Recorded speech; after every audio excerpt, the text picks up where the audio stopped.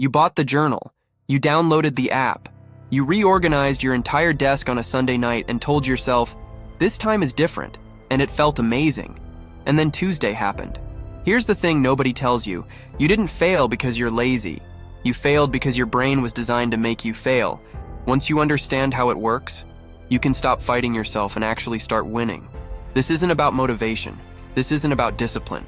This is about biology. And once you see it, you cannot unsee it. Scientists call it the fresh start effect. When you begin something new, a diet, a routine, a goal, your brain floods with dopamine. That's the chemical of anticipation, of reward, of imagine how good my life is going to be. And that feeling is real. It's not fake. It's not you lying to yourself. But here's the problem. Dopamine spikes before the reward, not during it. Your brain already gave you the celebration, the trophy, the good feeling, and now it has to sit down and do the actual boring work. And it's thinking, wait, didn't we already feel great about this? This is why you can plan a workout routine with the energy of an Olympic athlete and then stare at your running shoes like they personally offended you. You weren't tricked by laziness. You were tricked by a system built for hunting mammoths, not building habits in a world of infinite distraction. Here's a concept from chemistry that completely changed how I think about this. Activation energy. It's the minimum energy required to start a reaction. Even reactions that release enormous power, like burning wood, need a spark first. Your brain works exactly the same way. The hardest part is never the doing. It's the beginning. Studies show that the gap between intending to do something and actually doing it is where 90% of our goals die. It's called the intention-action gap, and it is brutal. Most people never even talk about it. So what do most people do? They try to feel motivated first and then act. But motivation doesn't come before action. Action comes before motivation. You don't wait to feel like writing. You write one sentence and suddenly you want to write 10 more. The spark has to come first, even a tiny one. You've heard of the 2-minute rule, but most people use it wrong. The real idea is this: commit to doing anything for just 2 minutes. Not as a trick to make yourself do more. 2 minutes as the entire goal. Because once starting feels small enough, your brain stops treating the task like a threat. Your brain avoids tasks it frames as overwhelming. It's not judging you. It's protecting you from what it sees as a massive energy cost. So you shrink the task. Not, I'm going to write a chapter. Just, I'm going to open the document.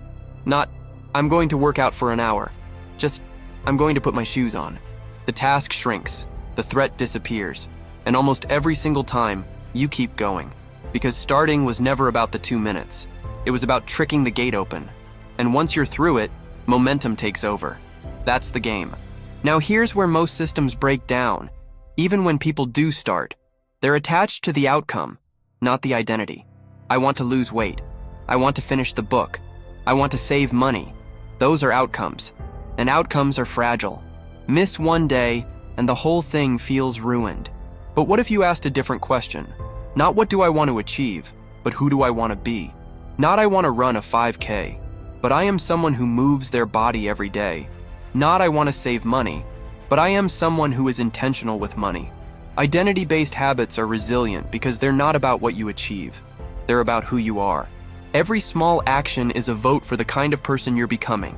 You're not trying to win by a landslide on day one. You're just casting votes. Consistently. Over time. And the person who shows up 6 months from now is built entirely from those tiny, almost invisible daily votes you cast today. Willpower is a limited resource. You spend it making decisions all day. By 4 in the afternoon, when you've answered 40 emails and resisted every distraction, your willpower is gone. So stop trying to rely on it. Build a system instead. Systems don't require feeling ready. They just run. 3 things that actually work. First, design your environment. Put the book on your pillow. Put the gym bag by the door. Remove the apps from your home screen. Make the right behavior the path of least resistance. Don't fight your instincts. Redirect them. Second, be specific about when and where. Don't say I'll exercise this week. Say, on Monday, Wednesday, and Friday at 7 in the morning, I will walk for 20 minutes before checking my phone. Research shows this one change more than doubles follow-through. Your brain needs a trigger, not a wish. Third, never miss twice. You will miss a day. That's not failure, that's life. The rule isn't perfection. The rule is never miss twice in a row. One miss is an accident, 2 misses is the beginning of a new habit, and it's the wrong one. Get back the very next day, no matter what. Here's what I want you to walk away with. You are not broken. You are not undisciplined. You are not just not that kind of person. You are a human being with a brain built for survival. Not 5 a.m. routines and 90-day challenges.